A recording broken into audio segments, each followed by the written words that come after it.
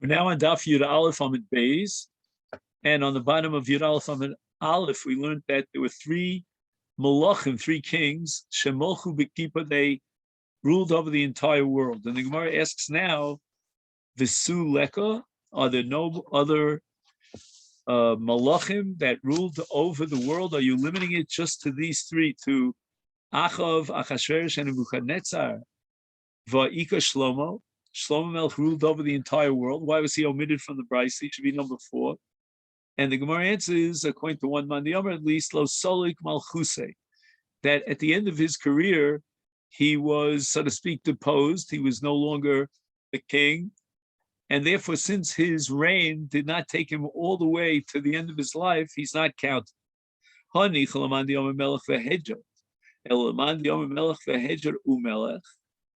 Although everybody agrees that at some point he became a hedgehog, he was no longer a king towards the end of his life. But one Mandi Omer says that he was reinstated as a king. So that means he did finish his career as a king at the end of his life. So Michael, again, we're back to ask our question as to why Shlomo is not included in the list of those who are Moshel B'Kippah. And this is all based on a Gemara in Gittin on Daf Samaches Amid Beis, and the Marshal there in Gittin says that even according to that opinion that Melech Shlomo was reinstated as a king, he didn't recover his entire authority, and there were areas in which he did not rule. Also, we'll see that he ruled not only on the lower beings but also on the higher beings, and that's what the Gemara says now, that Shlomo Milsa Achrita Havibe, he had something very unique. We shouldn't combine him with the other three. Shemolach al Yonim Vi'al Tachtonim. Not only did he reign on the lower worlds, but also on the higher worlds. Rashi says it means the world of Shedim. Shenemar Vayeshev Shlomo al Kisei Hashem. And the pasuk in Divrei Yomim tells us that Shlomo sat on the throne of God. And since his reign and his malchus was so unique that he's molech even on the Elyonim, therefore we don't want to combine him with the others who are only molech ala tachtonim. The Gemara asks for Ika Vahavi Sancherev. Sancherev, according to a pasuk in Yeshayahu and Navi, had conquered the entire world. Well, we'll see about Yerushalayim in a minute. D'chsiv mi b'chol elokei haratzos ha'ele asher yitzilu es artzom miyadam. So Sancherev addresses all the lands on the face of the earth, and he asks, were any of you saved from my hand, meaning from my reign, from my control? And therefore it would seem that if Sancherev sent out this message, the entire globe, asking them if anyone was saved and spared from his control, his reign, then Sancherev obviously had conquered every single land. The Gemara says, Ha'ika Yerushalayim d'lo kavosha. He did not conquer Yerushalayim. And the Gemara understands that Sancherev never conquered Yerushalayim. There was a miraculous battle for Yerushalayim in which Sancherev was defeated. And the Brisa, therefore, does not overlook the fact that Sancherev, was defeated in Yerushalayim. And that's the Gemara's answer now as to why Sancherev is not included amongst those kings that reigned over the world. So the Gemara asks, Va'ika Daryavish. Daryavish ruled over the entire world. D'chsiv, and this we know from a pasuk in Daniel. Daniel and his brothers and his friends, I should say, were saved from the lion's den. And at that point, Daryavush, who became absolutely aware of this great miracle, he declared that everyone, he addressed all the inhabitants of the entire globe. They were all his subjects, and he said to them that after God performed such a great miracle,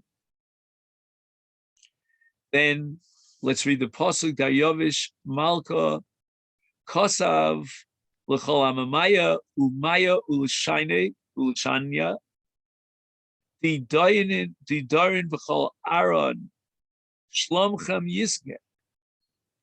So he addressed all the peoples, all the nations, all the languages that live upon all the earth. Your peace shall multiply. So basically, Melech Dariush ordered his people to fear the God of Daniel, who performed such a great miracle. So the Gemara answers, Ha'ika Sheva D'Lamolech Alayim. There were 7 areas or 7 districts where he had no rule.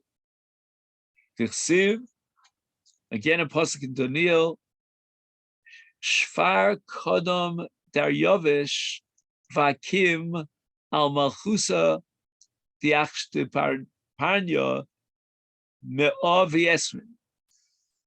It pleased Daryavush, and he appointed over the kingdom 120 satraps. So these were the provinces that he ruled over, 120. And yet we know, for example, Achashverosh ruled over 127. Apparently there were 7 provinces that he was not able to rule over. But once we know that there were certain provinces that he didn't rule over, therefore he's not included in the Brisa, because the Brisa is limited only to those rulers who reigned over the entire world. Now we said before, based on the pasuk, that Daniel actually sent his letters, his edict, to all the nations of the world, directing them to the fear of God, the God of Daniel. So it's very difficult to understand how he could send out these edicts to all the nations of the earth if he did not rule over 7 states. And the Maharsha writes that Daryavush simply wanted to inform the 7 provinces about God's miracle and his intervention to save Daniel. For Ika Koresh also ruled over the entire globe.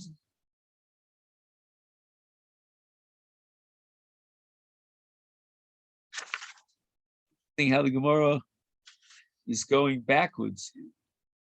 We started with Daryavush, now we're going up historically.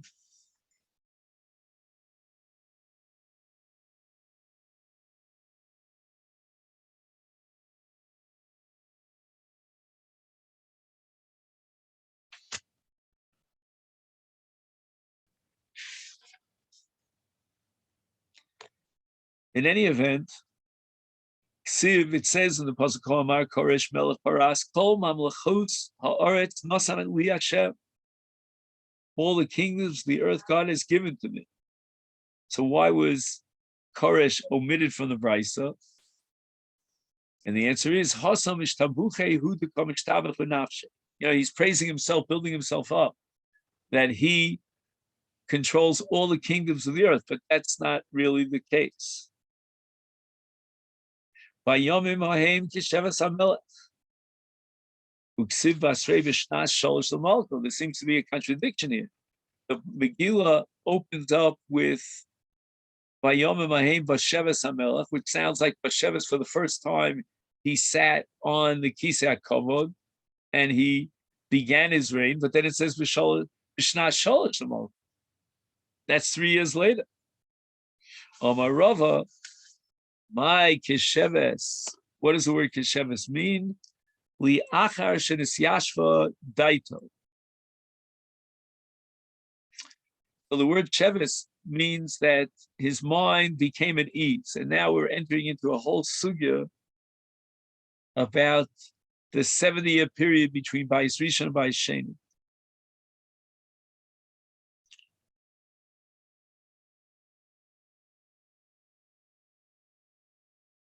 Omar Balshazar Chishe V'Ta Anoch Hashiv V'Lo Ta'ina.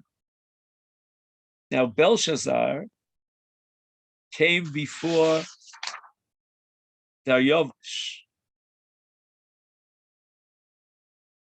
And now we're studying Koresh.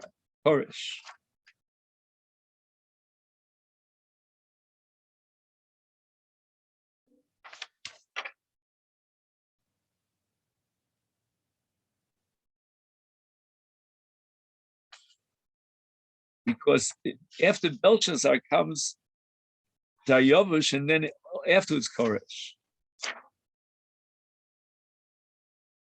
In any event, getting back to the main sugya here, it seems that Belshazzar had made a mistake in calculating the 70 years. So there was a nevuah from Yirmiyah that foretold that the Jews would be redeemed from Golus Bavel after 70 years.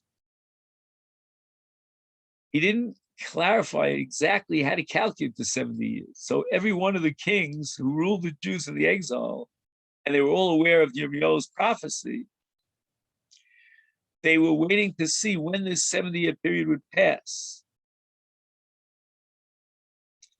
And that would be a cause for celebration, because it means that Jeremiah's prophecy that Klal Yisrael would come back after 70 years, that would not come into fruition.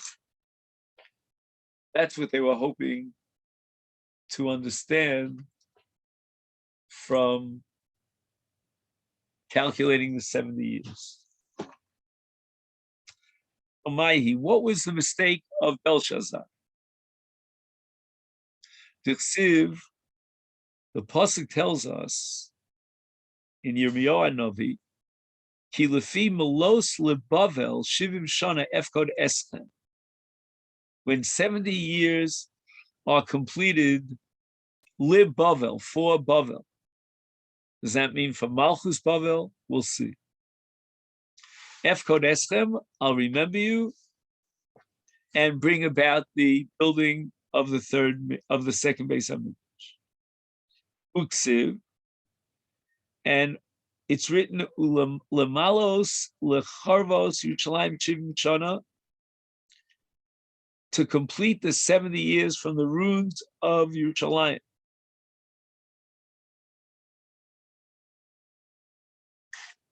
So Belshazzar understands that the calculation, the 70 years of Liv Bavel, means from the time of the first Babylonian leader who would take over the throne, and that's none other than Nebuchadnezzar. So we're going to start calculating from Nebuchadnezzar. How do we calculate now? Chashov arboin v'chamesh Nebuchadnezzar. Nebuchadnezzar reigned for 45 years. Esrim utlas the Avil Merodach v'tarti didi.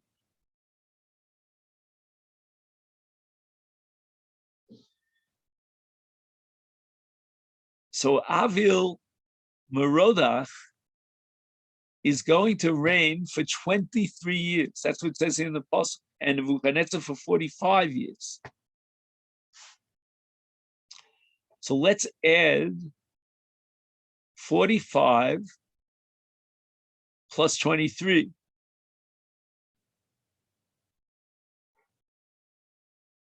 So that's going to give us 68. But there were 2 years, Tarti Didi, meaning the 2 years of reign of Belshazzar himself. That jacks up the number to 70.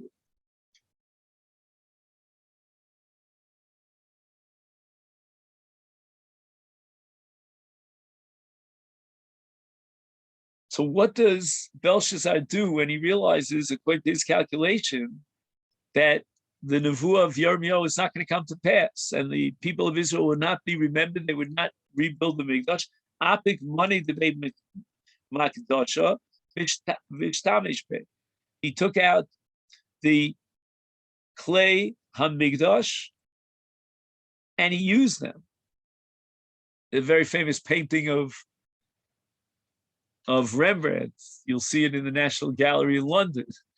of Belshazzar's feast, and you see that they're drinking from the goblets of the Klei Migdal. And of course, Belshazzar dies that very night. Nebuchadnezzar minolan diarboim v'chamesh shonim molach. So the entire calculation begins with the number 45. How do we know that Nebuchadnezzar actually reigned for 45 years?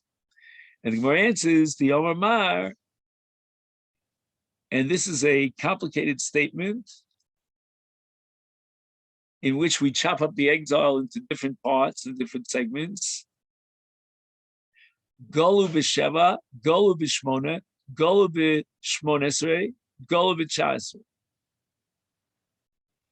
So the goals took place in the 7th year, in the 8th year, in the 18th year, and the 19th year. Let's try to explain this. Golu b'sheva l'kibush Yoyakim, Golus Yoyachin.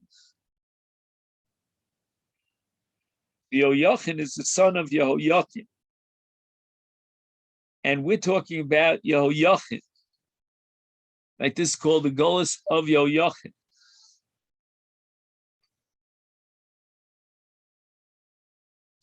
So how do we calculate that Golus?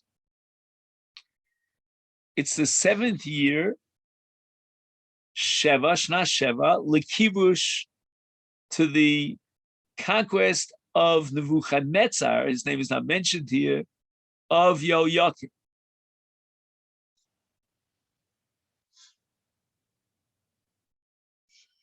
Shehi Shmona Nebuchadnezzar. In other words, it was only in the 2nd year of Nebuchadnezzar's reign that he exiled Yehoyakim.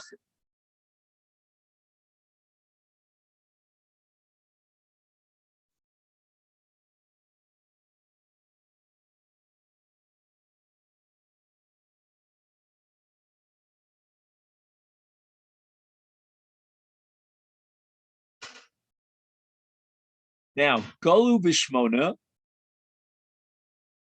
what do we have now? Oh, Golu.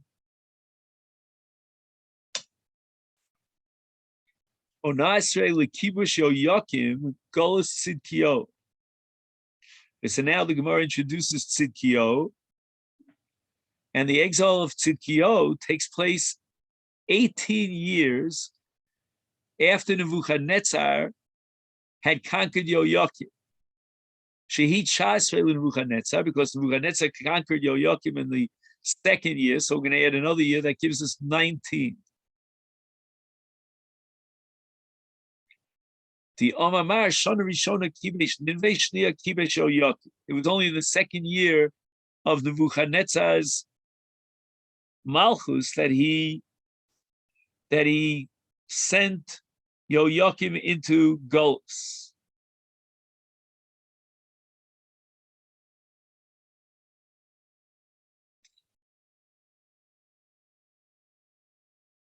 Uksiv, and now we have a pasuk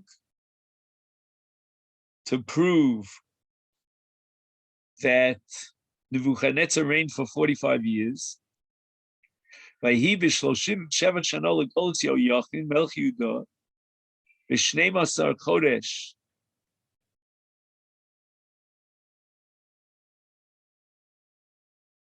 b'esrim v'chamisha lachodesh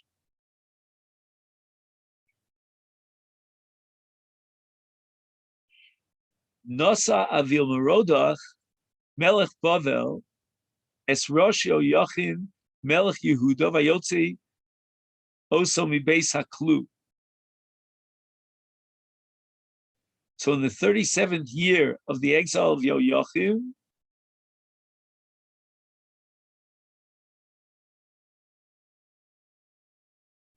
Melech Yehuda, in the 12th month, on the 25th of the month, that's when Evil Merodach, who's the Melech Bavel, in the very first year of his reign, lifted up the head of Yoyachin, Melech Yehuda, and brought him forth from the prison.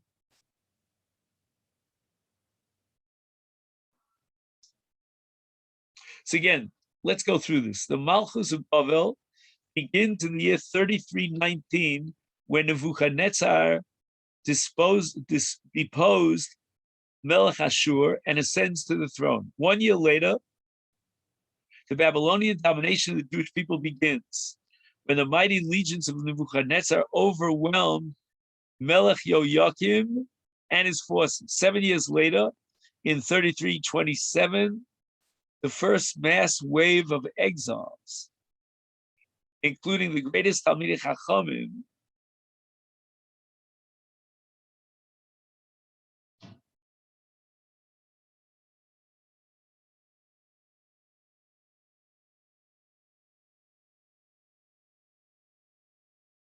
are taken to Bavel together with Yoyachin, right, son of Yoyachin.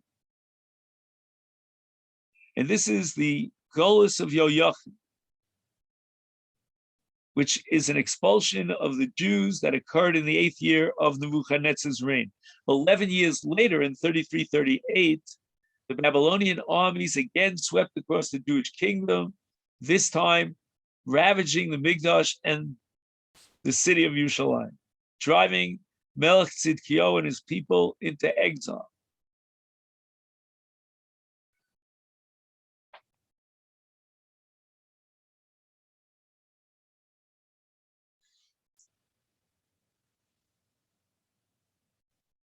Now, Avil Merodach, who succeeded Nebuchadnezzar, assumed the crown 37 years after Yoyachin was exiled.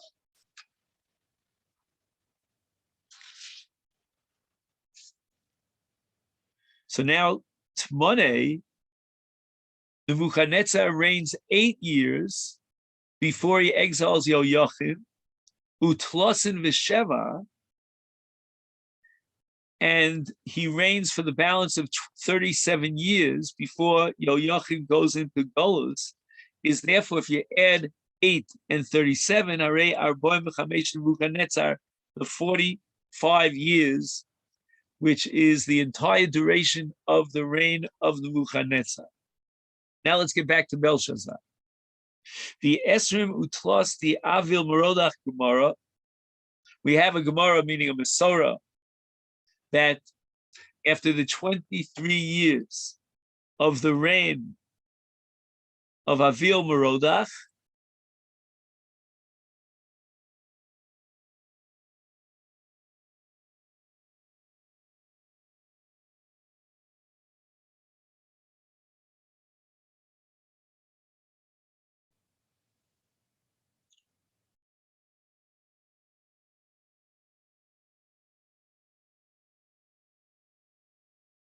so now we add this together and it equals 70.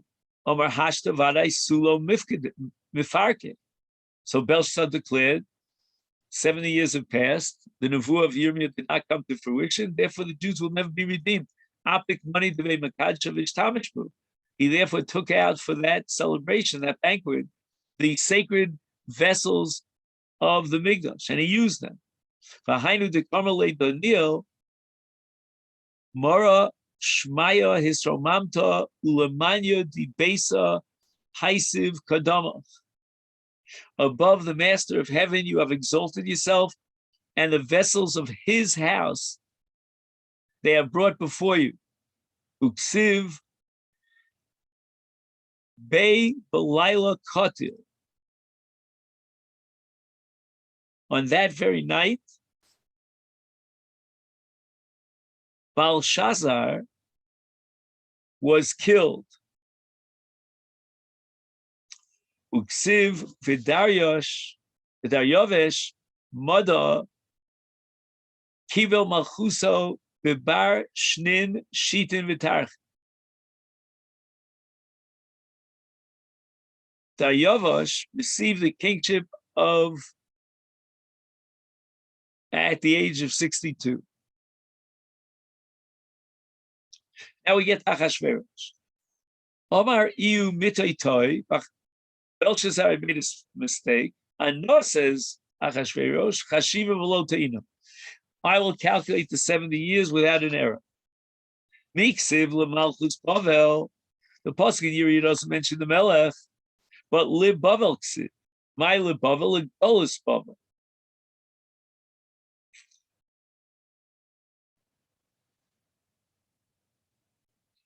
In other words, the Golus of Yoachim occurred in the 8th year of Nebuchadnezzar's reign.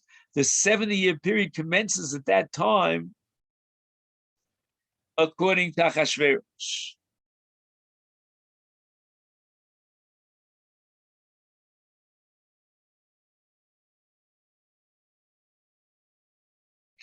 Kama B'tzerin. So what should we delete from Belshazzar calculations, which began the very year that Nebuchadnezzar took over the Malchus? Tamne. We'll take out the 8 years of Nebuchadnezzar's reign before he exiled Yoachim.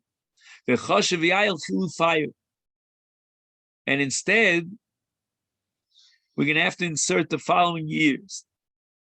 Chadad de Belshazzar, 1 year of Belshazzar, which wasn't even included in Belshazzar's calculation.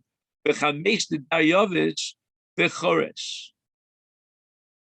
And the 5 years of Daryovich and Koresh. V'tarti didi hashivit.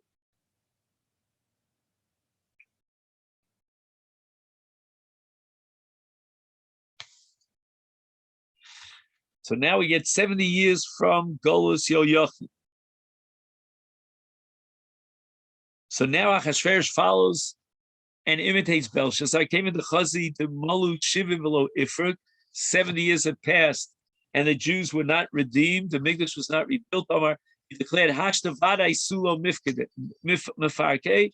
They will not be redeemed, and the prophecy of Yirmiyah would not come to fruition. Apik money to be Mikdasha. And this was the Suda at the beginning of Megillah Esther.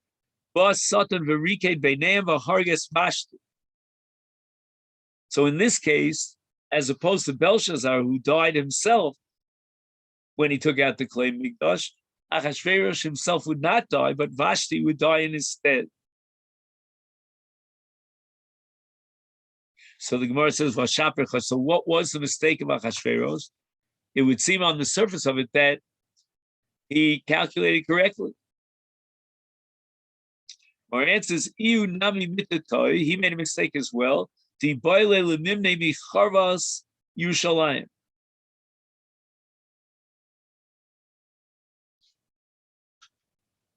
should have calculated the 70 years from Churban Yerushalayim, which is 11 years after Golus Yoachim. So the Gemara says, Sof Kama B'tzerin. How much is missing from Achashverosh's calculation? How much are you deleting? Chadsri, 11 years from the moment of Golus Yoachim until Churban Yerushalayim. Iu Bameh Malach. How many years was Achashverosh ruling? Arbeisar, 14 years. The Arbeisar, the day Iboyle Lemivne Beis HaMikdash. He should have rebuilt the Mikdash in the 14th year of his reign. So Achashverosh's own reckoning concluded in the 3rd year of his reign. However, the 11 years deleted from the beginning of his calculations must be added to the end. Hence, in the 40th year of his reign,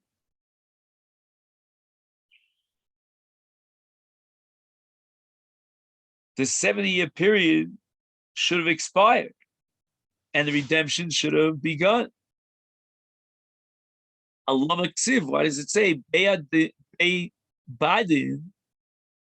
Betelis Avida Beis Elokah Di Yerushalayim? Then the work of the temple of God in Jerusalem was discontinued. So Gemara answers, Amarava, Shanim Mikutos Havi. There were partial years that were calculated as full years. So Daryavish the Madai and Koresh, the Parsi, they reigned for a combined total of 4 years, not 5 years. So Nebuchadnezzar and Avil Mardach ruled a combination of 67 years, not 68 years. That's why the Mikdash wasn't rebuilt in the 14th year of Achashverosh's reign, but 2 years later, in the second year of Dariush's reign, 70 years after the destruction of the first Mikdash. We're here on the top of Daf Yud Beis.